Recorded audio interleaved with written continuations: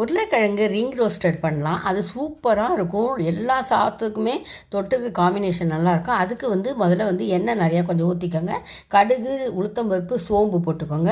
அதோட வெங்காயம் பொடியாக நறுக்கி போட்டுக்கோங்க. அதுக்கப்புறம் தக்காளி 2-3 போட்டுட்டு நல்லா வதக்குங்க. வதக்கிட்டு அதோட உப்பு போட்டுக்கோங்க. உப்பு போட்டிங்கன்னா கொஞ்சம் நல்லா வதங்கிடும். கொஞ்சம் வதங்கினோடனே அதுக்கப்புறம் நல்ல உருளைக்கிழங்கு ரவுண்டாக நறுக்கி நல்லா கழுவி வடிகட்டிட்டு அதை தூக்கி கொட்டுங்க. தண்ணியோட கொட்டக்கூடாது. நல்லா வடிகட்டிட்டு கொட்டிட்டு அதுக்கப்புறம் தேவையான அளவு தண்ணி ஊற்றிக்கோங்க. அது மூழ்கிற அளவுக்கு தண்ணி ஊற்றிக்கோங்க. மூழ்கிற அளவு தண்ணி ஊற்றி மஞ்சத்தூளும் மிளகாத்தூளும் போட்டுக்கோங்க. மிளகாத்தூள் நான் கொஞ்சமாக போட்டிருக்கேன், காரம் எங்களுக்கு சேராதுன்ட்டு நீங்கள் இன்னும் கொஞ்சம் போட்டுக்கலாம். உப்பு கொஞ்சம் போட்டுக்கோங்க.